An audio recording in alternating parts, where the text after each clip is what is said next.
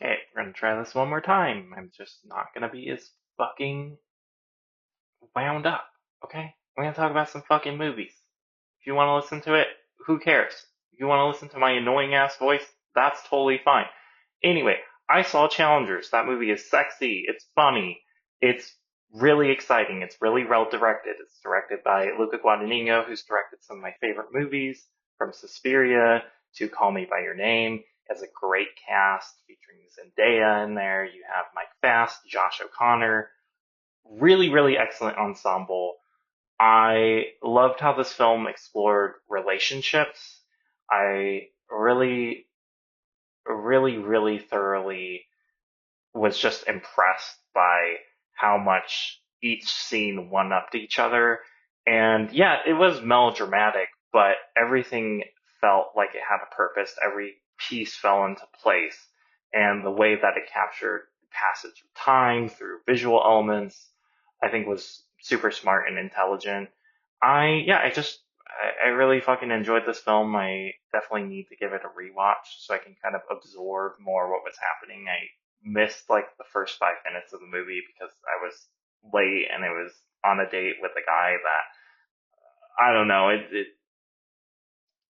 weird vibes, but it's fine. That happens. So yeah, like personal experience was pretty good. I think that overall it's a very well presented film, and I really love just what it kind of added to this genre of film and kind of almost creating a new genre within itself, kind of having that house music playing throughout, the house music that was composed by Trent Reznor and Atticus Ross, really electrified, I think, many scenes, especially dialogue scenes, and made them almost into action scenes as their own. So I would give Challengers, I would give it a 4 out of 5. I think it's a really solid movie. Next, I saw Furiosa, which I really loved for the most part. I think I have some issues with it, but it was a really mesmerizing and meditative film, surprisingly. I think that the way it explored the characters and the universe was so intriguing and very um, thought provoking and tapped into this, I think, emotional core of Mad Max, not Mad Max, sorry. I guess you could say of the Mad Max universe, but of George Miller. And I think something that he does so well is creating environments and scenarios where characters really have to um, challenge themselves and find something, find an inner journey within themselves. Because yes, there are these grand sweeping action scenes. There are numerous just kooky characters, and I'll get to Chris Hemsworth in a second. He was fantastic. But I think what this film nails on the head is the inner journey that this child has taken and the trauma that affects her and how she learns to cope with that in the midst of this universe. And I think that's captured with excellent sound design. I think that the cinematography, I think, is more held back in comparison to Mad Max Fury Road when it needs to be to really like get into the perspective of the characters and to really take time to show the characters. Now I know this analysis is not like the deepest fucking thing in the world. I'm kind of just doing this off of the dome, but I think that this in some ways had things that were stronger than Mad Max Fury Road. And I think Mad Max Fury Road is a near perfect film. But I think what Furiosa did was really flesh out the universe in a way that felt organic, in a way where it seems like George Miller really took his time to explore a new facet of this universe, which I think, to give a different example, I think that's something that like James Cameron failed to do with Avatar 2. And I'm not saying that like Avatar 2 is a terrible movie, but I think for as long as we have to wait for a sequel to Avatar, it just wasn't satisfying enough that we got just a 2.5 hour water porn movie. That was impressive, but really didn't add too much to the mythology of the universe, where I think that Furiosa did such a good job and has such an identity on its own that I think it is worth seeing. It is really um, worth seeing on its own too. I think you can watch it without seeing Mad Max Fury Road. I mean, you definitely should see Mad Max Fury Road because I do think it adds some context. And the ending's going to be very confusing. They put this weird, puzzling clip show at the end that's like, what? Why? And it's like, oh, remember this movie? Yeah, yeah, I remember the fucking movie. That's why I went to watch it. Okay. Oh, all right, but I mean, that definitely seemed more like a studio decision. Um, and yeah, going back to the performances, the child performance, I don't remember the actor's name who played young Furiosa before she turns into Anya Taylor-Joy, before youngest Furiosa, baby Furiosa, before she turns into little adult Furiosa. So pre Charlize Theron Furiosa. I'm explaining this in the most confusing fucking way. Anyway, the child actress, she was phenomenal. She was so good. I think delivering that emotion and also having that stoicism once she faces the really, really tragic event that happens. And it's such a tragic story for the character. I think all the different arcs that she goes through, because I feel like there's a bunch of little mini arcs. It feels like you're just going through a whole journey. And sure, I do have some issues with the pacing. I think it's a bit too long in the middle. I think some of the action scenes honestly could have been shorter. I do love the centerpiece action scene, the Fury Road scene, if you will, the truck scene. I think that was expertly choreographed and placed perfectly in the film. But I think I think overall, I think it could have used a little bit of editing. Um, but I think when it comes back to like these arcs, I think there's these little beautiful peaks and valleys, just kind of like the dunes you see in the film. And I think it just crescendos so nicely at the end. The ending is just perfect. It's brutal. It's poetic, and yeah, and it just it shows. And I think it shows that not Mac Miller, George Miller is he's at the top of his game, and he's fucking doing awesome. So yeah. Um, and then what next film I saw after I should have a notebook with me. I just kind of this is more just like a video journal diary thing. Um, the next thing I saw after Furiosa was Kinds of Kindness. I saw Kinds of Kindness. That was a crazy wacky movie, and I have a lot to say about that because honestly, I feel like I should definitely watch it again. I really want to watch it again. I hope that it doesn't get lost in the vault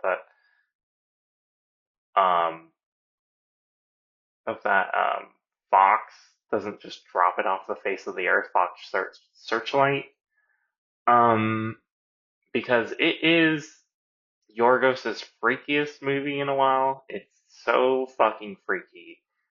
It has a really stacked cast. It has Emma Stone, who's a regular of Yorgos. You have Jesse Plemons, who I don't think they've worked together before. And also Willem Dafoe, who is the man, and he's awesome in everything that he's in. He's so fantastic. And this film seemingly takes three different stories. It's an anthology. I don't think that's a spoiler at this point. And really just explores these stories of human kindness and how people take advantage of each other and the different dynamics that we have in our interpersonal relationships, and it takes them to its most illogical extreme, but also logical in a way. And I think that's what's beautiful about Yorgos is that he really can tap into the bizarre edges of human emotions and interactions and just stretch and distort them in a way where you question everything. And at a certain point, you just have to accept you're like, okay, we're in this universe that this crazy, unhinged man has created, and you just go along with it. And the more you accept that, the more fun you have. And I love the way he uses dissonant music. I love the way that he brings in music, like licensed music. There's a couple songs that are perfectly laced throughout the film. Um, and it's such a fun time. I feel like I need to watch it again to kind of properly explain it. I don't think I can give it justice in just a one-off video, but I fucking loved it. Um, there's so many bizarre scenes in it. There's a lot of close-up shots that gets you. Um, yeah, it was a fantastic movie. I loved it.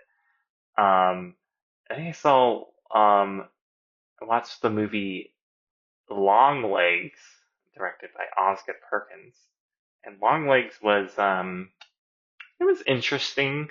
I liked it. I didn't love it. I think there were some cool horror concepts in there. It was very well presented, very well shot, edited.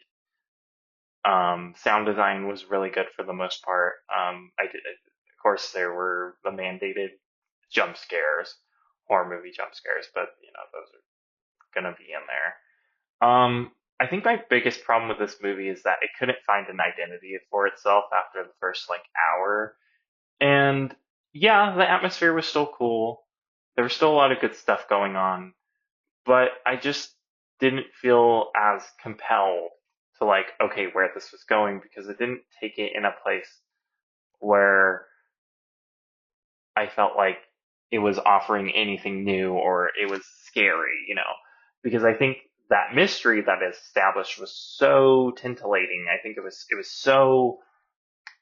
um so permeant throughout the film, and then once it just kind of drops, and then it just turns into more of the standard investigative stuff, and then it becomes supernatural, but in a way where it doesn't really do much unique with that,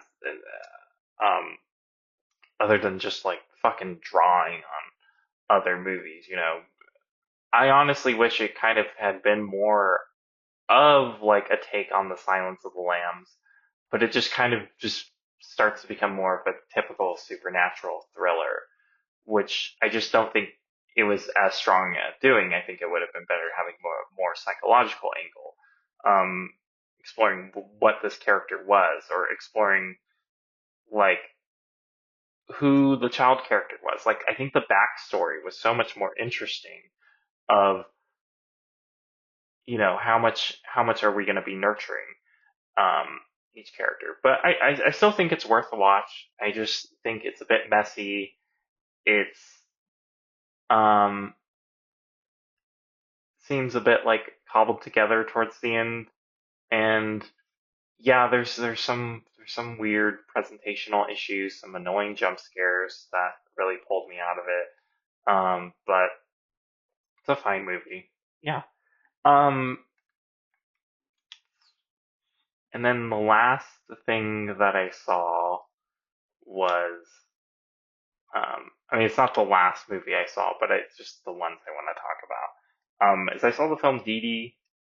Dìdi, it's a Taiwanese American film that debuted at Sundance Film Festival this year. I wasn't able to catch it when I was there. Not that I was like in the festival. I saw 3 film screenings in Salt Lake City that were all solid. I could definitely talk about those at some point. But yeah, Didi was pretty awesome. I think it was a cool movie. I think that it was a unique take on the coming of age tale. It had a great personality. It really put you in the mindset of, okay, what's it like being a young kid in the early 2000s and everything. And The editing was great. I thought all the performances were really solid. There were some really great jokes in there that I think really got me. And yeah, I think it's just that's a solid thing. Yeah. So anyway, I've been rambling for 15 minutes, so if any of that made fucking sense, I don't know. It's kind of cool. I'm just trying to get myself more comfortable with yapping in front of people because clearly it makes me want to crawl into my skin and burp, but I also want to do it at the same time because I'm of two minds at any given moment. So.